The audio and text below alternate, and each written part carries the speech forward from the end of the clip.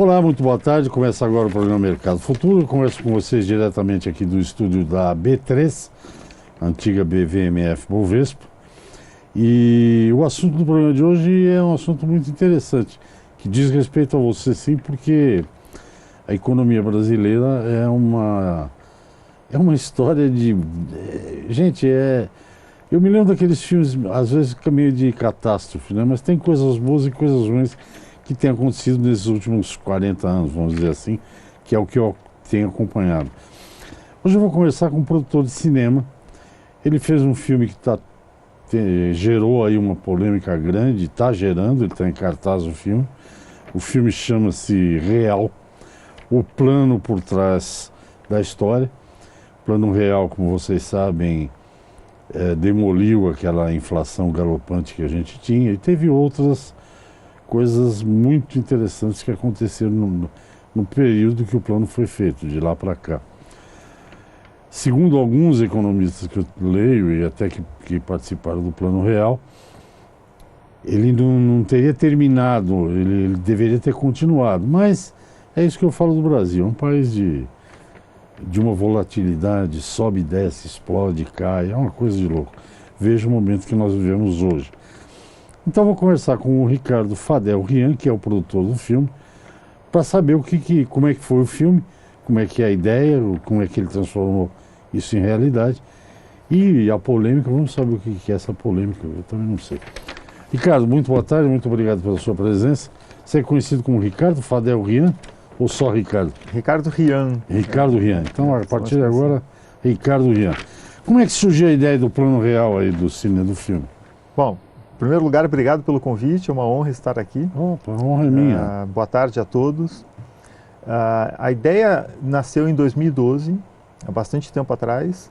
Eu estava reunido com um grupo de jovens empreendedores, alguns ligados à antiga Bovespa, agora B3. E nós discutimos dois temas. A falta de engajamento dos jovens em questões do país. E dois, os rumos da economia. A gente já conseguia enxergar de que a economia brasileira caminhava a passos largos para uma crise. A gente nunca poderia imaginar tudo o que aconteceu e o tamanho da crise que a gente enfrenta hoje. Então nós decidimos fazer algo buscando o engajamento dos jovens de temática econômica. Ok, legal. Uma semana depois de alguma pesquisa, cai nas minhas mãos o livro do Guilherme Fiuza, o 3.000 Dias no Bunker, que narra a história do Plano Real na forma de um thriller. O livro é espetacular e que escolhe o Gustavo Franco como protagonista daquela história. E o Gustavo Franco, sem dúvida nenhuma, é um personagem muito interessante. Ele era o mais jovem da equipe, tinha muita determinação, e ele foi fundamental para o Plano Real, não o mais importante deles, a equipe toda foi muito importante, mas para realizar um filme que pudesse atrair os jovens, o livro do Fiuza era o mais indicado, por essas duas razões. A escolha de um excelente personagem e pela narrativa na forma de um thriller. O Gustavo era presidente do Banco Central na época, né? O Gustavo, ele começa como subsecretário de Política Econômica no Ministério do Fernando Henrique, enquanto ministro da Fazenda, e vai galgando postos até chegar em 97 à presidência do Banco Central, quando ele é eleito Central Banker of the Year. Eleito o melhor presidente do Banco Central, né? Isso. E quanto tempo demorou para fazer o filme? Então, É baseado no livro, aí você tem que fazer o roteiro para o filme. Isso. É o primeiro passo. É o primeiro passo. O primeiro passo foi contratar o roteirista, que eu contratei em maio de 2013. Então o filme começa efetivamente a se desenvolver a partir de maio de 2013. E que foco... Perdão. Não. E qual é a linha exata do filme? O que vocês querem demonstrar?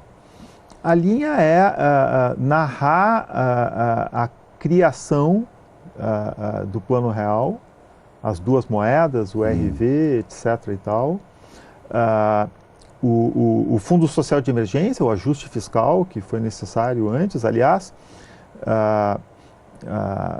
aquela época está muito parecida com a atual, né? E aí a implementação do Plano Real e a luta que foi preservar a solidez dessa moeda, enfrentando 3 crises internacionais: a crise do México, a crise da Ásia e a crise da Rússia, né? A crise da Ásia e da Rússia podem ser vistas como uma crise só, porque uma emenda na outra. Então foi um período muito difícil dos mercados internacionais, ataques sucessivos à moeda, e precisava de um Pedro Malan, um Gustavo Franco e toda aquela equipe maravilhosa do Banco Central para defender a moeda como foi defendida. Então a gente conta essa história na forma de um thriller com uma pegada jovem, uma trilha sonora mais rock and roll. Isso que eu gostei dessa parte, que eu só li. Então a gente buscou contar para os jovens numa linguagem que lhes é muito agradável, que é a cinematográfica, esse período tão importante da nossa história. E por exemplo, vou dar um exemplo aqui, que uma amiga minha de televisão que me disse, você deve conhecer, Beatriz Rosenberg, sim. Castelo Rá-Tim-Bum, essas coisas. Sim. Eu odeio essa coisa de médico, hospital, esses seriados aí. E teve um famosíssimo, que acho que teve mais de 15 temporadas, que é o IAR, Plantão Médico. Sim. E essa minha amiga disse que gostava. Eu falei, mas não tem uma doença, corta. Ela falou, não, mas o principal, não sei se ela está certa, você de cinema sabe, o principal lá, a última prioridade são os doentes. O que vale lá são as intrigas entre os médicos, os casos e tal. O teu filme, o real, o plano por trás da história, tem vida pessoal também no meio ou é só a parte econômica, digamos assim? Sim, uma obra de ficção só funciona quando você humaniza os personagens. Então, a gente criou uma relação amorosa ficcional do Gustavo Franco para reforçar, demonstrar, por um lado, a personalidade, mas por outro, o preço alto que uma pessoa com coragem, espírito público e determinação de transformar o país paga, né? Na sua vida pessoal e em vários outros aspectos, né? O filme retrata a CPI do Banestado, da qual Gustavo Franco foi réu. Uma CPI que é esvaziada, ele é inocentado, é esvaziada com suspeitas de ter sido usada como mecanismo de extorsão de pessoas que haviam remetido dinheiro para o exterior através das contas CC5. Aliás, o caso Banestado foi julgado por Sérgio Moro. Isso eu não sabia. No nosso entendimento, o Sérgio Moro se especializa em lavagem de dinheiro naquela época, 2002, 2003, com o caso do Banestado.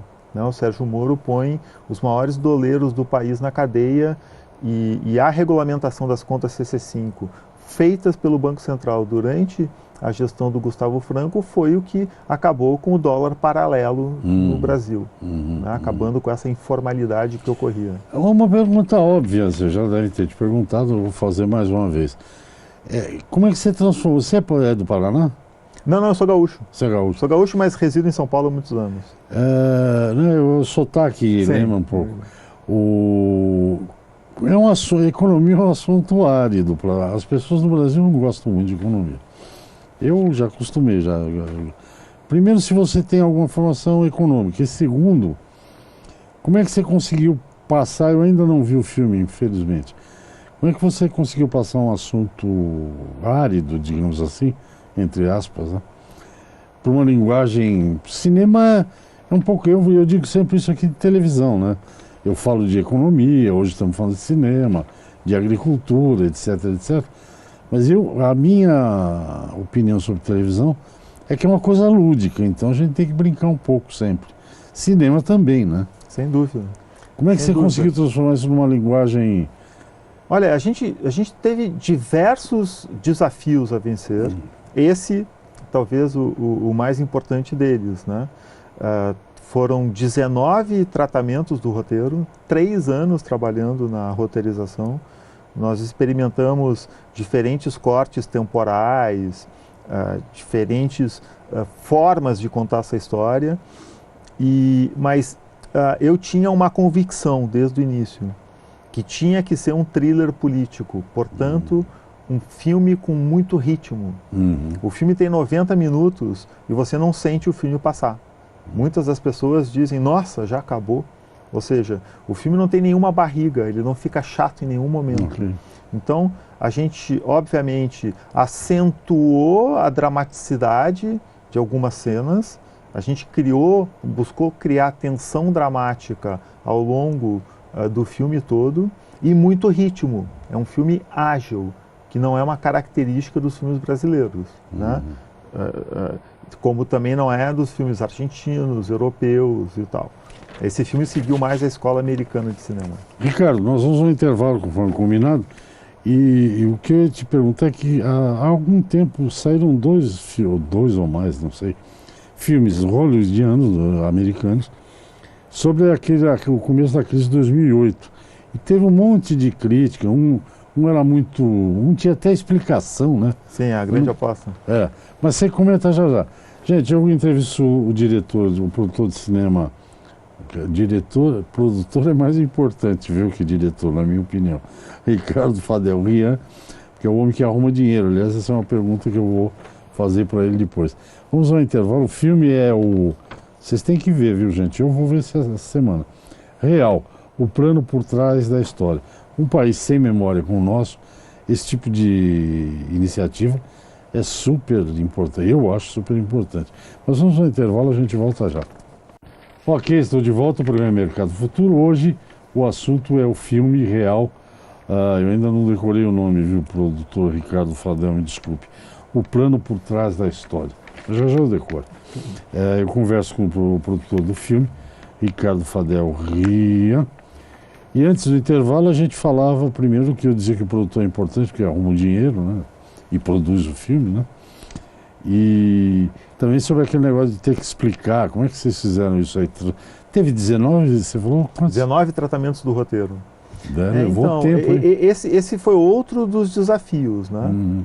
A gente não poderia exagerar no economês, sim, mas ao mesmo tempo não podia cair no didatismo e transformar o filme em algo expositivo, porque aí o filme fica cansativo, né? A gente não teve a intenção de contar a história oficial do Plano Real. Okay. A gente contou uma história do Plano Real. Então, o que a gente buscou foi sempre o equilíbrio, né, entre o economês e a linguagem mais acessível para o público. Então, a gente não se preocupou que o público não entendesse alguns termos técnicos usados, ou jargões, né, usados no mercado financeiro. O que a gente se preocupou foi que o público pudesse acompanhar a história do início ao fim. E isso o público acompanha e funciona muito bem. A Grande Aposta usou uma outra técnica, né? Eles criaram, aliás, um excelente filme, maravilhoso. Eles criaram situações dentro do filme que explicavam o que significava cada um daqueles termos técnicos. Entendi. Né? Ali, acho que na Grande Aposta o desafio era ainda maior, por isso que recorreram a isso, né? Como a gente estava contando uma história para brasileiros de um episódio extremamente importante da nossa história, a gente achou uma boa solução, que é essa que está nos cinemas. Eu recomendo a todos que assistam o filme. Eu acho que é importante para que os brasileiros assistam, conheçam, né? Quem não conhece a sua história, né, o passado, não entende o presente e não consegue projetar o futuro. Não vê nada para frente. Duas coisas sobre cinema: locação, onde se passou e tal, e escolha de elenco. Então, 3 perguntas, né? Escolha do elenco. E eu ouvi dizer que tem gente que, quando vai fazer cinema, que ensaia, e tem gente que não ensaia. Como é que vocês fizeram esse negócio? 3 perguntas. Então, primeiro, locações, né? A gente filmou 1 semana em Brasília e 6 semanas em São Paulo. Em Brasília foram somente externas. Inclusive, o nosso filme foi o primeiro a ter uma autorização do Ministério da Aeronáutica para o uso de drones em Brasília. Então, a gente tem imagens inéditas com o uso de drones no filme. 6 semanas em São Paulo, uma boa parte dessas 6 semanas em estúdio. Nós recriamos o gabinete presidencial, corredores e gabinetes do Banco Central em estúdio. Então a gente filmou bastante em estúdio. A direção de arte está espetacular, a fotografia do filme é linda. Eu acho que o filme tem grandes méritos. Filmamos em locações também em São Paulo. A gente filmou na mansão do ex-dono do Banco Santos. O Edmar Cid. Bom, não lembro o nome dele, que é a segunda maior mansão de São Paulo. Gigantesca. Né? Então a gente fez aquela mansão parecer o Palácio do Planalto. E outras locações também. O elenco, a gente conseguiu atrair um elenco espetacular, eu acho que é outra grande qualidade do filme. A gente tem diversos atores importantíssimos do nosso cinema e da TV Globo.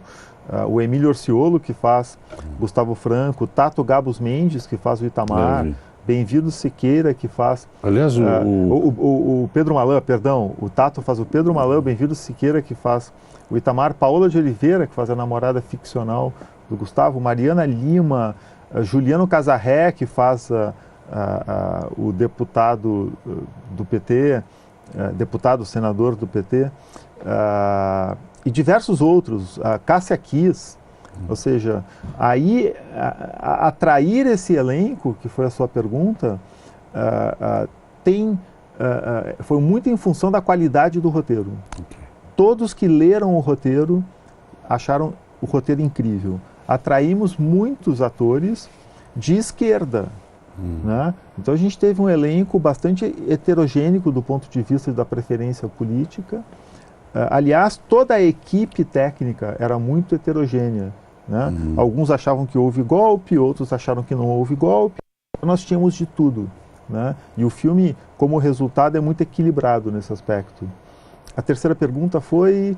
se ensaio ou não ensaio, como é que faz? Então, muitos atores não gostam de preparação, de preparador de elenco, mas nós contratamos, eles não tiveram muito tempo para trabalhar, mas deram uma contribuição muito importante, são profissionais muito competentes, e o diretor trabalhou muito em ensaios também com os atores principais. Então, quem é o diretor que não... É Rodrigo Bittencourt. Rodrigo Bittencourt. É o segundo longa-metragem do Rodrigo. Porque cinema é muito engraçado.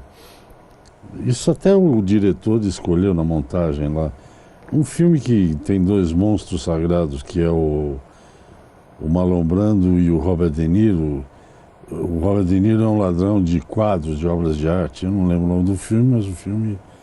Só para a sua curiosidade, não é a principal atividade minha. O que eu mais gosto de fazer como lazer é o cinema, sabe? Que bom. Eu sou aquele tipo que sou capaz de pegar 2 sessões seguidas, sabe? Eu também gosto curto. Muito. Bom, você está na profissão. Mas aí teve uma cena que estão resolvendo qual o valor. Se você me roubar a Mona Lisa, te dou 50 milhões. Isso o Marlon Brando. E o De Niro é o ladrão. O De Niro fala, não, eu quero 150 milhões. E o Marlon Brando soltou na época, uma frase que não tinha nada a ver com o roteiro. Chame o 190 aqui, né? Call 911. Que não era roteiro, mas só que são 2 atores excepcionais. O De Niro continuou sério e o diretor deixou essa cena que é absolutamente inusitada. Improvisação é possível num filme meio histórico, meio ficcional? A gente tentou evitar a improvisação nesse filme porque o roteiro estava muito amarrado, mas ela sempre ocorre. Sempre ocorre. Sempre ocorre. Ainda mais quando você tem um elenco dessa categoria. Né? Eu acho que uma das maiores qualidades desse filme é o elenco, um elenco espetacular, atuações incríveis, e eu estou muito feliz com o resultado. Ok, eu converso com o Ricardo Fadel Rian, o filme que ele produziu é o Real, o plano por trás da história. Real, o plano por trás, vou decorar até o próximo bloco. Cinema é um produto caro. O Brasil hoje tem muito filme, né? Se produz muito no Brasil, desde comédias, que são ótimas. Eu vi algumas, mas e tem filmes sérios, mas que não são comédias, dramas, etc, etc. Mas está muito longe, digamos assim, de uma Hollywood. Eu não sei se a gente pode comparar, mas isso o Ricardo vai comparar no terceiro bloco. Por exemplo, se podemos comparar o nosso cinema, digamos, o cinema da Turquia, o cinema do Irã, que a gente vai falar muito agora, a indústria cinematográfica. E a principal pergunta que eu tenho para o segundo bloco é o seguinte: quem pagou a conta do real, o plano por trás da história? Já decorei. Vamos no intervalo, eu volto já. Estou de volta, eu converso com o diretor de cinema Ricardo Fadel Rian. Ele produziu um filme, nem vou perguntar por que está tendo polêmica, mas eu vou perguntar, ele responde. Chama Real, o plano por trás da história. Eu já te fiz umas perguntas, quem vai pagar o filme, quem pagou, enfim, mas os dois últimos filmes brasileiros que eu assisti, deve fazer tanto tempo que eu vou passar vergonha, foi aquele do Capitão Nascimento. Faz um pouco Tropa de tempo. de Elite. Faz um pouco de tempo que eu não vou ao cinema para ver filme nacional. Mas quem pagou, vamos lá, por partes, quem pagou, quem produziu o filme? Então, o filme foi realizado através dos mecanismos usuais de produção de filme no Brasil. Rouanet, essas A coisas. lei do audiovisual, que é similar à lei Rouanet, PROAC, que é uma lei estadual em São Paulo. Nós nos utilizamos de crowdfunding também, que foi uma parcela pequena, mas importante para fechar o orçamento do filme. Através desses mecanismos de incentivo à cultura, a Globo entrou com uma parcela importante. Banco Safra, também importante. Banco Itaú, também importante. Ambev, B3. Que é aqui a Bolsa. Aqui a Bolsa. Na época que nós recebemos o apoio, nós tivemos um apoio pequeno da CETIP. Não pequeno, mas relativamente menor do que dos outros. E um apoio importante da BMF. Então, por coincidência, nós tínhamos como apoiadores as duas empresas que formaram a B3. A Ambev apoiou, uma empresa varejista de São Paulo chamada Torra Torra e uma empresa da indústria química chamada Imeris. Então esses são os nossos patrocinadores, né? Quando você começa a fazer o filme, você sabe quanto vai custar ou é estimativa? Quando você submete um projeto à aprovação da Ancine, a aprovação se dá em duas etapas. Na primeira etapa, você tem que mandar um argumento do filme e uma estimativa de orçamento. Então ali você já tem que saber quanto o filme vai custar. E a Ancine dá uma primeira aprovação que te permite fazer a captação, ir atrás dos recursos. Depois que você atinge 50% do orçamento, a Ancine faz a análise complementar. Entendi. Aí ela faz uma análise detalhada do roteiro versus orçamento para a aprovação final do filme. Você sabe por que está tendo essa polêmica? Teve um festival lá que você está me contando. Eu sei, o filme incomoda o establishment cultural, incomoda PT, incomoda PSDB. O filme, infelizmente, por sua natureza e devido à polarização burra que existe no nosso país hoje, ele nasce como um filme polêmico. Muito embora a gente acredite que tenha feito um filme extremamente equilibrado, focado em contar a história recente do país, e é um filme absolutamente partidário. Eu costumo dizer que o Plano Real não é obra de um partido político. O Plano Real é obra de uma equipe de técnicos extremamente competentes, com espírito público e, acima de tudo, muita coragem, né? Aliás, espírito público, algo que parece não existir mais na política brasileira, né? Então, o filme é absolutamente apartidário. Infelizmente, a esquerda radical vê no filme propaganda do PSDB, o que é um absurdo, né? O real é uma conquista da sociedade brasileira, né? Obviamente, essa equipe foi liderada pelo Fernando Henrique, primeiro no governo do Itamar, que teve um papel extremamente importante no processo, e depois durante o seu próprio governo. Eu acho que não põe a mão no fogo por ninguém, mas eu acho que o Fernando Henrique agiu como um estadista naquele momento e contribuiu para uma realização que transformou o país. Isso é inegável. Eu não sei se isso está no filme, mas deve estar, com certeza.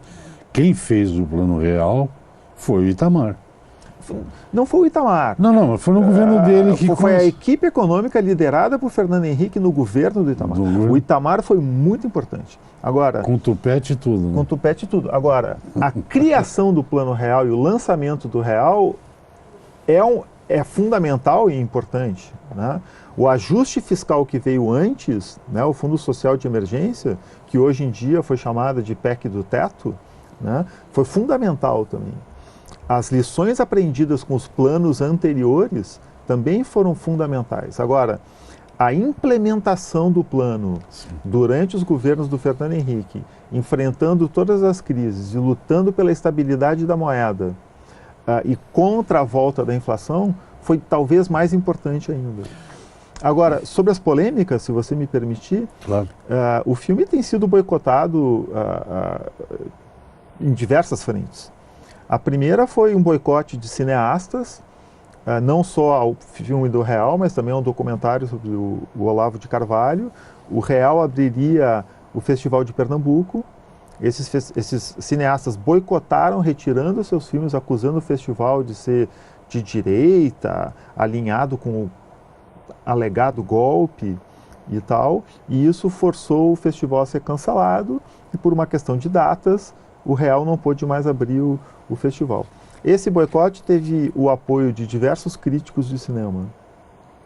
Eu soube, de maneira extraoficial, através de uma pessoa graduada do governo, de que no Rio de Janeiro houve um movimento dentre membros de associações de críticos para boicotarem o filme. Houve troca de e-mails, se organizaram para boicotar o filme.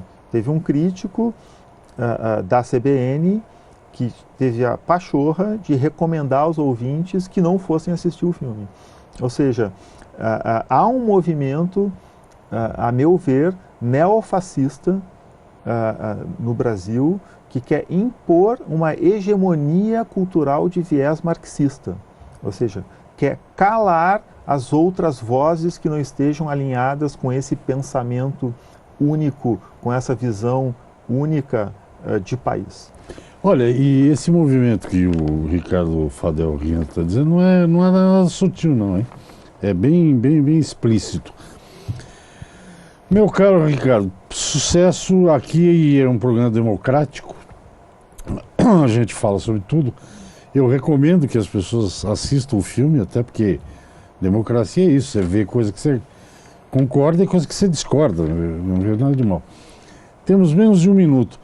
A Lava Jato está nos seus planos aí para talvez dá um monte de filme, hein, cara? Não, tem muito. Só pegando o ex-governador do Rio. House of Cards é um sucesso incrível, isso, né? Eu acho que a nossa realidade é mais interessante, infelizmente, com certeza, do que o House of Cards. Nossa infelicidade. Dia 7 de setembro estreia o filme de um produtor, do Tommy Blazik, muito amigo meu, sobre a Lava Jato.